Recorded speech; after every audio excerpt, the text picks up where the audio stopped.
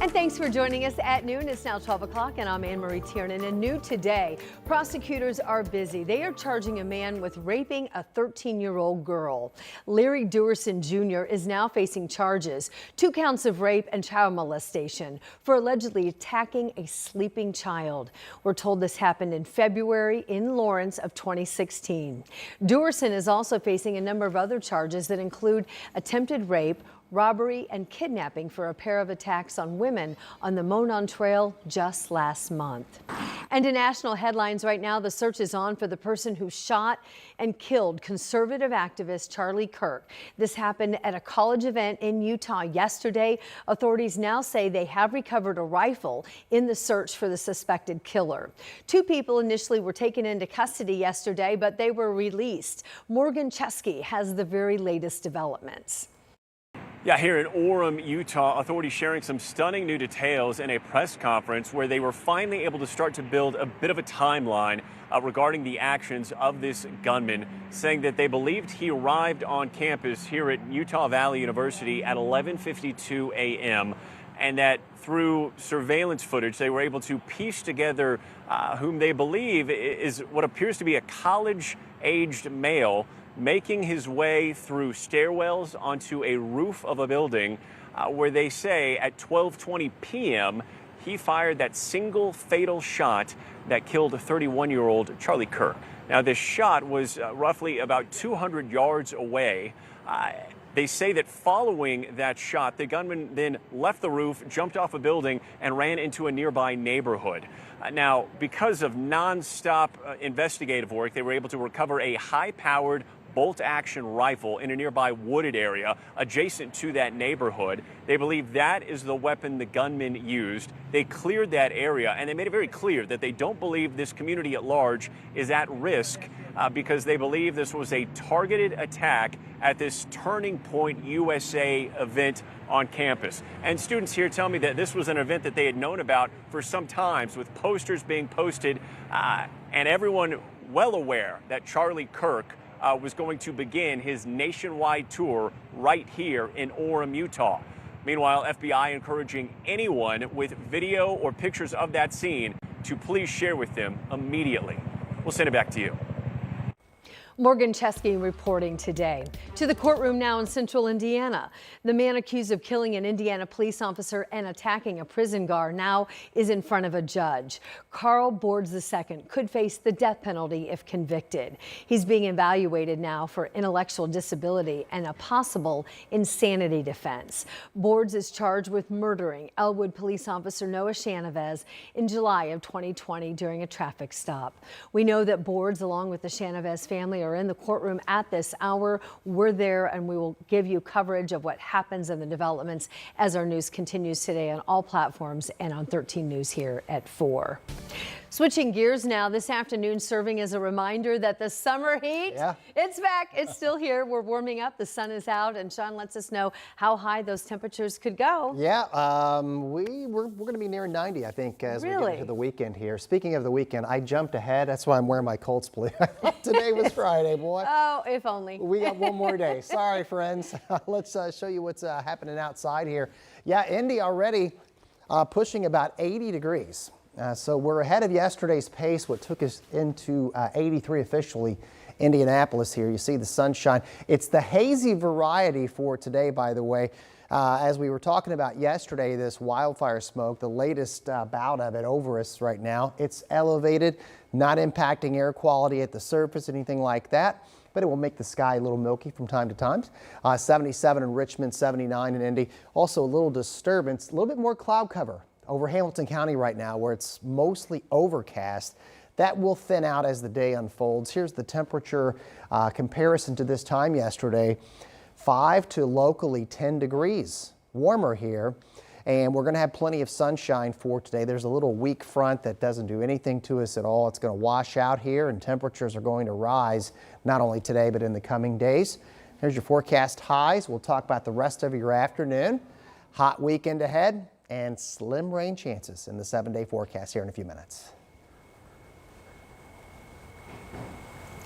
Thank you, Sean. We do have some breaking news just into the newsroom. We want you to look at this. These are images the FBI just released. This is a person that they are calling a person of interest in the Charlie Kirk assassination from yesterday. So these are images from that campus in Utah. They're asking anyone with information about who this is to contact police immediately. The conservative activist was killed during that college event yesterday at Utah Valley University.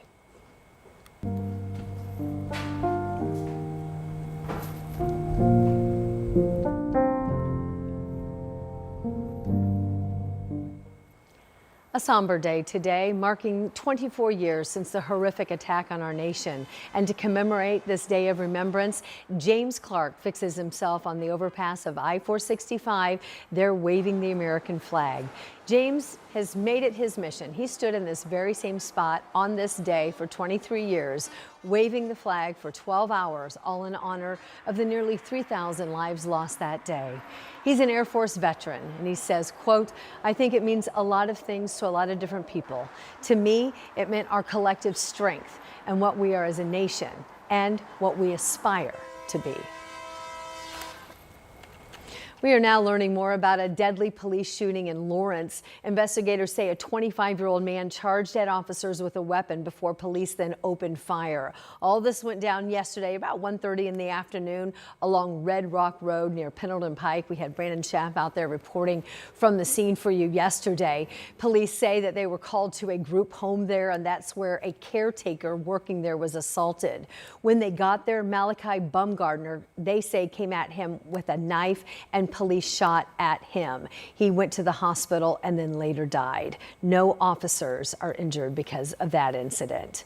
And now to an investigation on the north side of Indianapolis. It's just moments ago here in the 13 newsroom that we now have learned the name of the 58-year-old man killed. It happened yesterday around noon at an apartment along Dowwich Lane. That's where officers found Curtis Harris inside an apartment. Harris died at the scene. Police believe it all started with a disturbance between people who knew each other. No information at this hour on a suspect. Other news now this afternoon, we're getting a better look at IMPD's budget plans for 2026. The department put it all together and presented the plan to members of the Public Safety and Criminal Justice Committee. Our Logan Gay at that meeting, and now for us breaks down some of the key numbers. IMPD Chief Chris Bailey says he believes this proposed budget will ensure that the men and women of IMPD are supported not only with words, but with actions. Wednesday, while sitting in front of the Public Safety and Criminal Justice Committee, Chief Chris Bailey told them this past year has been a year of progress, of opportunities, and continued determination for IMPD officers. They face tremendous pressures, carry heavy burdens and expectations, and work through complex challenges daily on our behalf. And yet, through it all, their commitment to this city and to our community never wavers. The chief laid out the agency's goals and priorities, which include violence reduction, community engagement, technology, recruitment, and retention. The 2026 budget is more than $358 million. Some major changes are that we have a $7.6 million increase in general funds, which is comprised of everything from personnel through equipment. It includes the union contract increases. Currently, they have 1,409 sworn officers, 334 short of their goal of 1,743 officers. Personal services represents 81% of the total budget. That includes the 1,409 current sworn positions, 30 recruits to be hired by December 2025, and 120 recruits in 2026. According to IMPD, violent crime is down 30% since 2021 and 24% from 2024.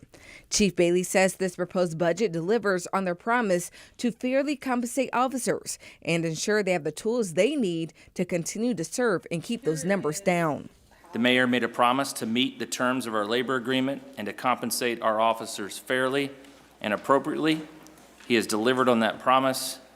And at a time when law enforcement agencies across the country are struggling to recruit and retain officers, having a city that values and invests in its police department is essential.